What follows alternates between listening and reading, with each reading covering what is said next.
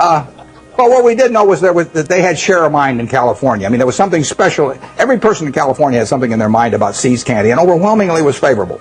They had taken a box, Valentine's Day, and given it to some girl, and she'd kissed him.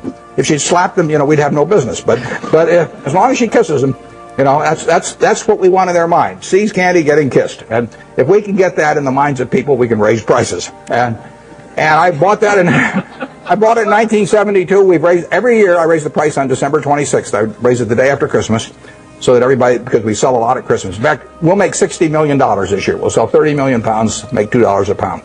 Same business, same formulas, same everything. 60 million bucks still doesn't take any capital, and we'll make more money 10 years from now.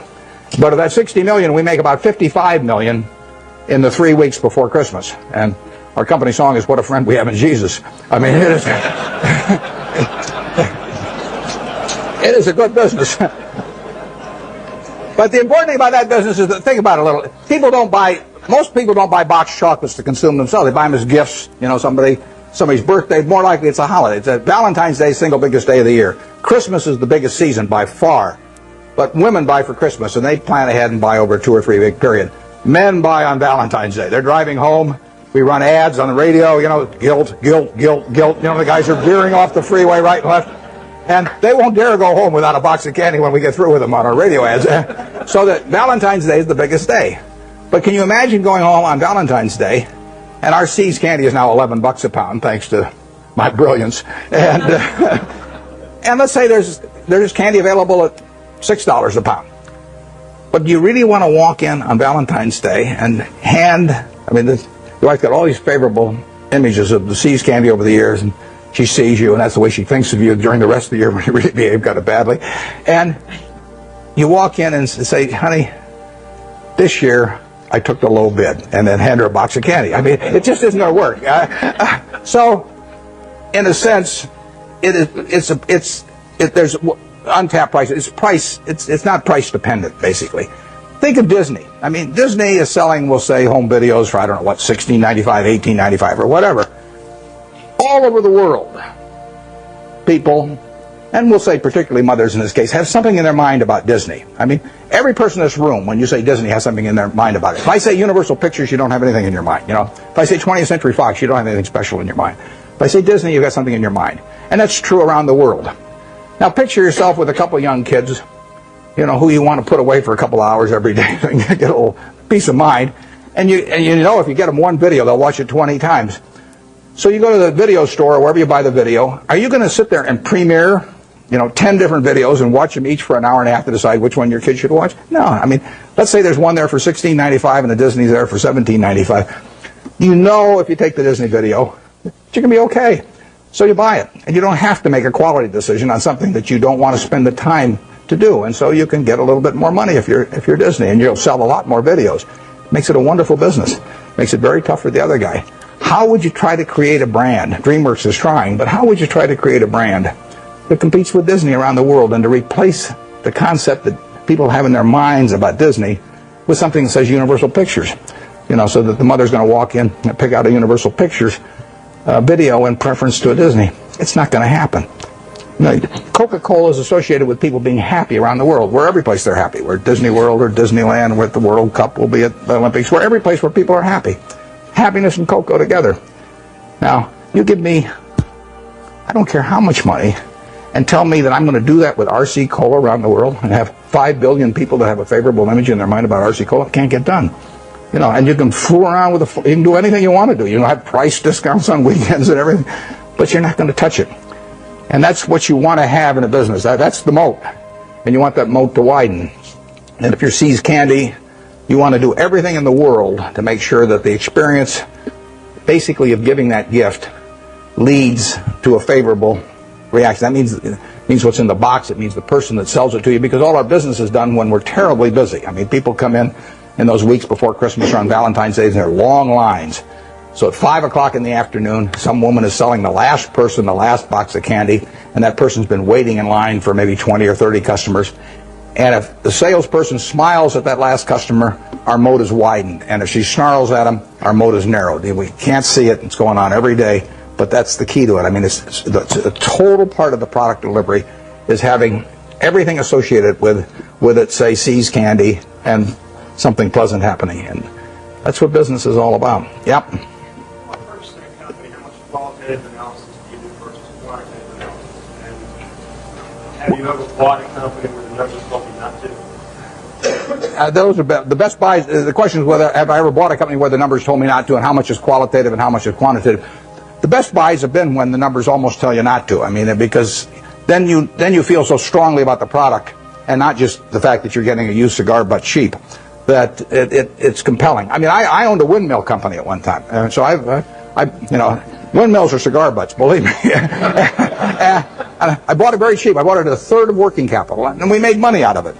But there's no repetitive money to be earned. I mean, there's a one-time profit in something like that, and it's just not. It's not the thing to be doing. I went through that phase. I mean, I bought streetcar companies and all kinds of things. But in terms of the qualitative, I probably understand the qualitative the moment I get the phone call. I mean, almost every business we've bought has taken 5 or 10 minutes. I mean, in terms of analysis, and we bought 2 businesses this year. General Re is, 18 billion or some deal. I've never been to their home office. I hope it's there. There could be just a few guys, and they say, "Well, what numbers shall we send Buffett this month?" I can see him, coming in once a month, and well, we'll just tell him we've got 20 billion in the bank this month instead of 18 billion or something. But I've never been there. And before I bought Executive Jet, which is fractional ownership of jets. And before I bought it, I'd never been there. I bought my family a quarter interest in the program 3 years earlier, and I'd seen the service and seen it develop well. And I got the numbers, but if you don't know enough to know about the business instantly, you won't know enough in a month or 2 months. I mean, you have to have sort of the background of understanding and knowing what you do understand and don't understand. And that is the key. It's defining what I call your circle of competence. And everybody's got a different circle of competence. The important thing is not how big the circle is. The important thing is staying inside the circle. And if that circle has only got 30 companies in it out of thousands on the big board, as long as you know which 30 they are, you're okay. And you should know those businesses well enough so that you don't need to do lots of work. Now, I did a lot of work in the earlier years just in getting familiar with businesses. And the way I would do that is I would go out and use what Phil Fisher called the scuttlebutt approach. I'd go out, I'd talk to customers, I'd talk to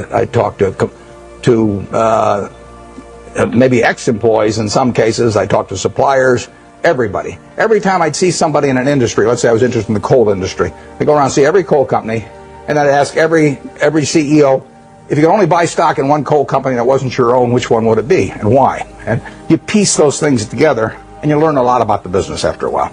And the funny thing is you get very similar answers as long as you ask about competitors. I'd say if you got a silver bullet, and you put it through the head of one competitor, which competitor and why? You'll find out who the best guy in the industry is in that case, or the one that's coming up.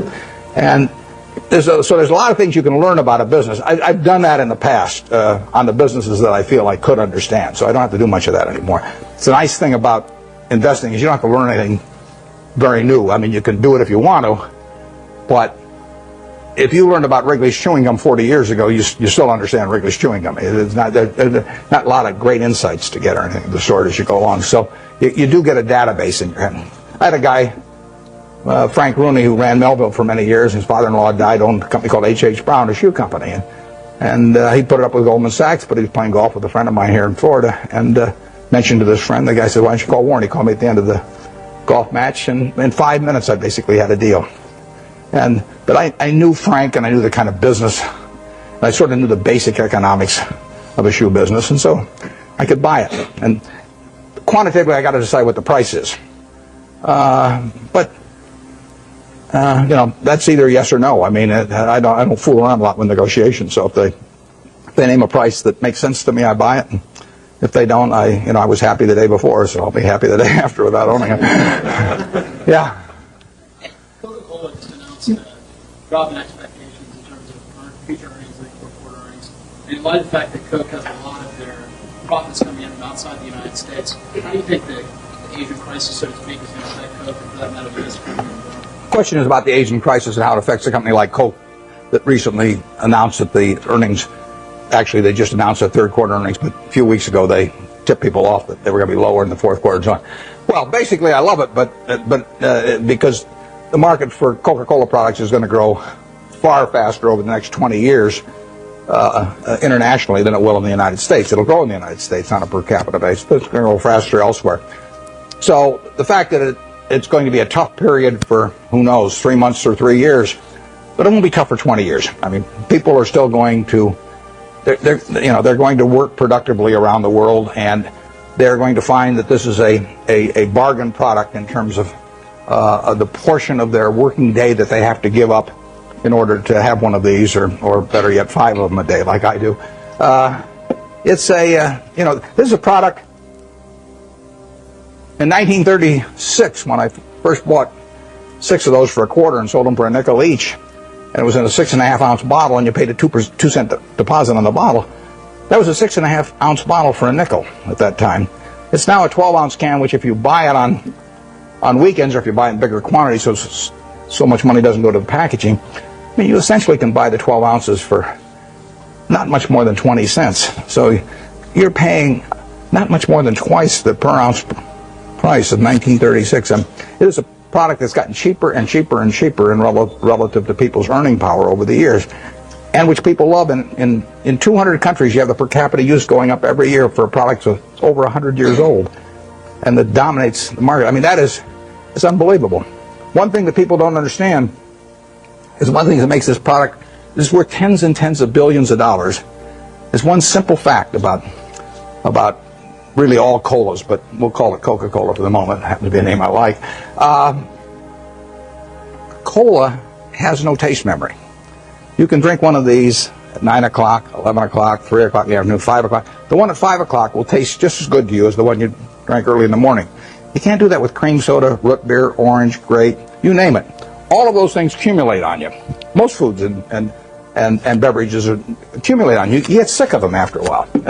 And if you eat, I mean, we get these people who go to work for us that seize candy, and we tell them they eat all the candy they want. And the first day they go crazy. But after a week, they're eating about the same amount they'd eat if they were buying it, because chocolate accumulates on, everything accumulates on. There is no taste memory to cola. And that means that you get people around the world that are heavy users that'll drink 5 a day, or Diet Coke, maybe 7 or 8 a day or something of the sort.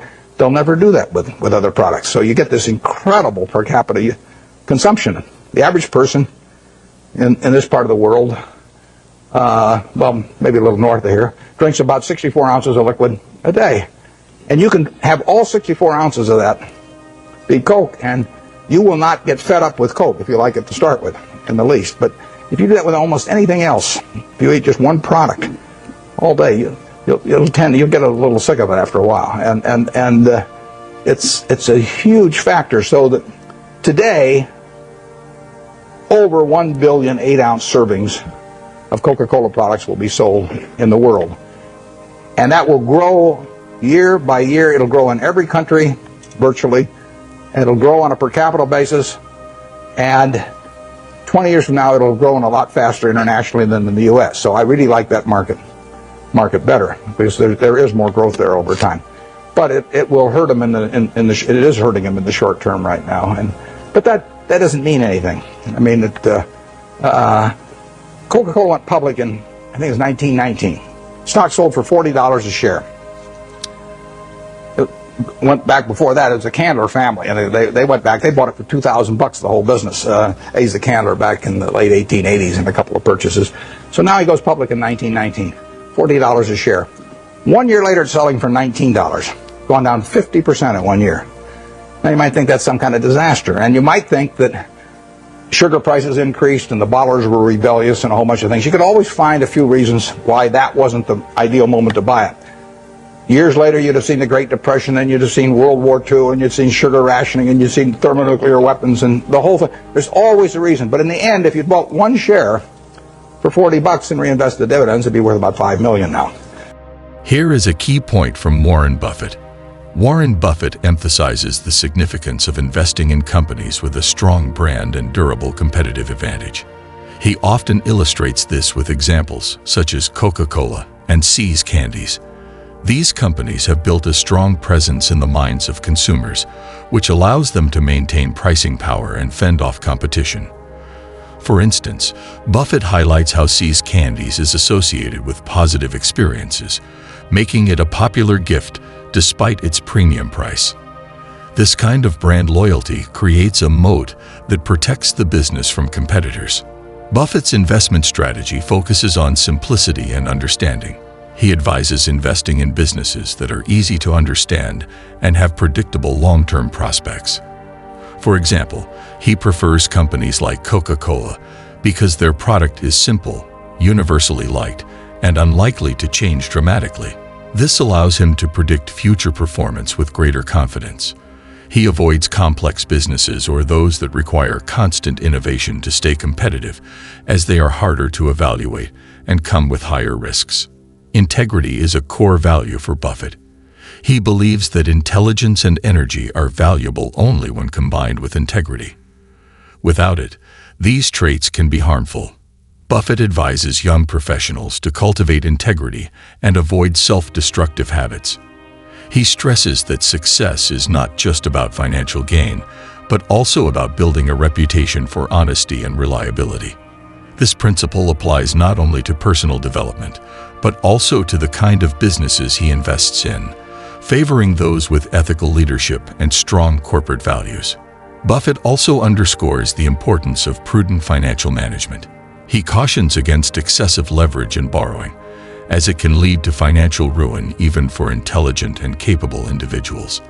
He prefers businesses that generate enough cash to fund their growth without needing to take on significant debt. This conservative approach to finance helps protect against market volatility and economic downturns, ensuring long-term stability and success.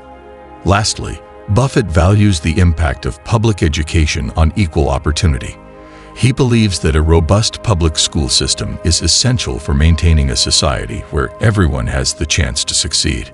His own children benefited from public schools in Omaha, and he advocates for maintaining high-quality public education. Buffett's commitment to public education reflects his broader belief in creating opportunities for all, which is fundamental to his philanthropic efforts and his vision for a fair and prosperous society.